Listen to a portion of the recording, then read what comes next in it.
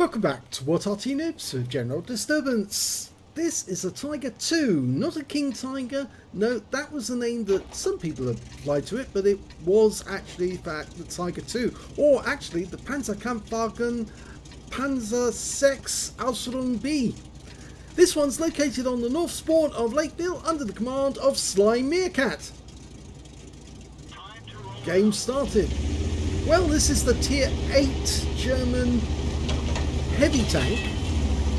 It was a schwer tank, it was a heavy vehicle, and served in two panzer battalions, the 501st and the 503. In fact, it was seen in action in Normandy during the Second World War after D-Day.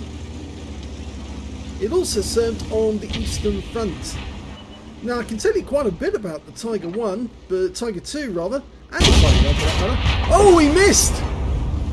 Now, it uses a 88mm gun, the KWK-43L71, which in the game is capable of 360 alpha and 225mm of penetration. And that's with the standard rounds. With the APCR, it goes up to 285. Looks like one of the enemy just drowned their Leopard, and he didn't get a shot with his subsequent one. Now, what else can I tell you about this? Well, they only built 489 of these between 1944 and 1945. In fact, they started designing them in 1943, just after the Tiger 1 was in production as the successor. And it was, whilst the Panzerkampfwagen 6 Aslains A was the Tiger, the Aslains B was the Tiger 2. It's only the British and the Americans, or the Allies rather, who called it the Königstiger. Watch out! Retreat! And he's trying to tell those guys to pull back so he can get shots.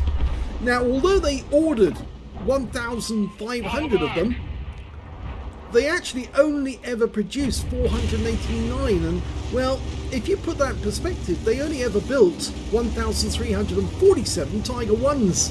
So 489 makes this kind of a rare tank in many ways, although they did see service. I should say actually that it's thanks to the US Air Force and of course the Royal Air Force that there were more of these in action, because what they did during bombing raids in 1944 and 45, the Americans managed to destroy 95% of the Henschel factory where these were being built, and for the subsequent loss of 657 Tiger 2s. So most of those Tiger 2s were actually lost on the production line because they were blown out of existence by American bombs. Well, this is a pretty solid defence. They formed a very nice line to attack the enemy, and they're getting good shots on them too. You can see that Sly is actually in platoon with the 7032 and also Bisonte. It's a tier 10 game, and he's tier 8 heavy, but he's not a premium heavy. Oh, didn't get a shot into that T28 there, missed that one. They actually produced 379 of this tank in 1944, and a further 112 were produced in 1945, but considering the war didn't last for another 4 years, for another 4 months only really, basically in 1945, it's pretty amazing. They actually managed to get out 112 in as short a time as they did. In fact, what they did is they redistributed all the production to plants that were outside of the range of American and British bombers. Some of them were in Austria and other places, so it was very difficult for them to destroy any more Tiger tanks on the production line. But you can legitimately say more Tiger 2s were killed by the RAF and the US Air Force than were killed by the army in the field. Very difficult to get a shot when your teammates are driving right in front of you. But Sly's making good use of that APCR, but unfortunately got himself tracked in a position now where they can get shots on him. and he's lost a huge amount of hit points. He's down to just 63 now. He needs to pull back. He can't stay up there. Now the thing about the Tiger 2 is it was woefully underpowered. It was a very heavy tank. In fact, in the book it's saying 74 tons. In actual fact, it started out around 67 tons and just kept getting heavier and heavier. Well, most of the attacking force has been wiped out. Can you get a kill on that Progetto? Shoot him underneath the other? No, didn't get the chance there. So there's only one enemy left. They've managed to blast away most of the others, and he got 3,303 hit points from that, and it looks like the M46 Patton at the other end is going to die because the force that went through the town has just arrived at their cap area, and he's gone, which means this is a victory. So a very badly dented Tiger 2 wins the game. Well, despite his teammates getting in the way, SlyMeerkat managed to get an ace tanker in that game by shooting the enemy at the cap area, stopping them from getting into the cap. He got a Hand of God for surviving the battle, having received damage from 4 different enemy tanks, a shell proof for blocking more damage than the hit points of his own vehicle, and a fire for effect for doing more damage than the hit points of his own vehicle. No other medals, but the ace tanker, I think, shows that he did put up a very good contest because he was attacking and killing or damaging enemy tanks to a much higher tier. He did kill that E100, which is a tier 10 tank, and he took him out, as well as the T28 in the end, but I'm afraid there was no other kills, but he did get damage on other tanks.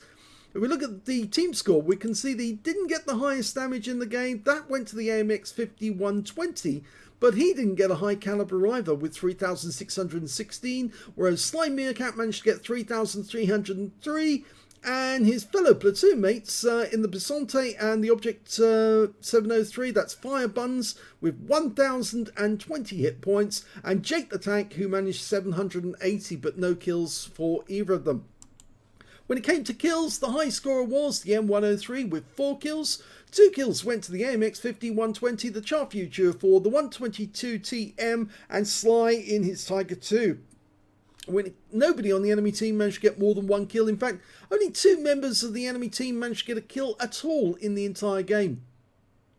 Of course, one of the enemy that died was a drowning, and well, I'm wondering why we lost another one out of that game, because it's only showing 2 kills there. Maybe that was one of our own was lost to one of our own teammates, or maybe it was one of our own drowned. Well, when it came to base XP, it's Sly, because he was tier 8 and he was in a tier 10 game and doing damage against superior opponents. He got 1,377 base, 915 went to the 122 TM, and 907 went to the M103. He fired 15 rounds, got 12 direct hits, 10 penetrations, damage of 3,303 hit points, all of it at close range. 11 hits received from the enemy, 4 of them penetrated, 6 non-penetrations, and 3 hits by way of splash. 1,710 hit points of damage blocked by armor.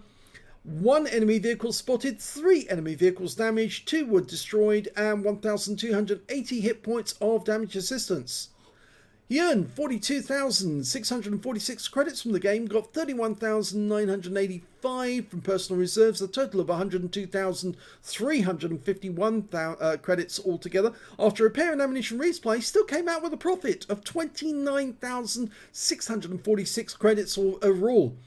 1,377 XP, 2,066 for personal reserves, 8,264 from personal missions payout, and 310 for playing in a platoon right from the start. He took away 12,706 experience points altogether. Now, I should say actually that I mentioned the KWK-43L71 in this game. Actually, he wasn't armed with that. That is the stock gun that you get with this tank. In fact, it was the gun that the tank was designed for.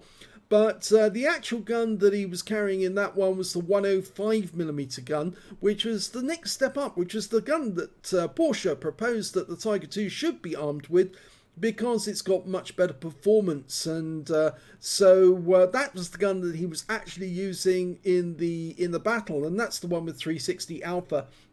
not the 88, because that's got a much lower alpha. But yeah, I actually mucked that one up right at the start and got it wrong. But just to correct things, well, the Tiger II, it's an interesting tank, and it is fairly easy to defeat if you know where to put your shells, but most people don't put the shells where they're supposed to go, and unfortunately then they end up either bouncing off the front of the armour or bouncing off somewhere, because it does have very well sloped armour and fairly decent thick armour at the front of the vehicle. So yes, you need to aim for the top of that turret to actually try and get through or carve through that flat part, or hit the cupola if you can, because the cupola is fairly well defined as well. But yes, the Tiger II, it's interesting what might have happened had the RAF and the US 8th Air Force not been the highest killer of Tiger IIs of all time. Yes, they killed far more than the US Army did, although actually I suppose at the time the 8th Air Force was part of the US Army because they hadn't split off into a separate air force. But yes, it was actually the air forces that actually killed more Tiger IIs than other people on the ground. It was basically the Tiger II was wiped out in the factory. And good job that they did, because if they hadn't, and if they'd actually got those 657 Tiger IIs that were in the production line, then it might have changed the result of the Battle of the Bulge. It might have enabled the Germans to push through to Antwerp, split the Allied forces, and delay them from coming in to Germany. But that might have actually allowed the Soviets to take over the whole of Germany instead of actually just taking over the bit up to Berlin. So yes, it could have had quite a dramatic effect upon the politics of Europe afterwards. I hope you enjoyed that replay. If you did, please give this video a like, do subscribe to our channel, leave a little comment down below because it feeds the algorithm. And thank you for watching.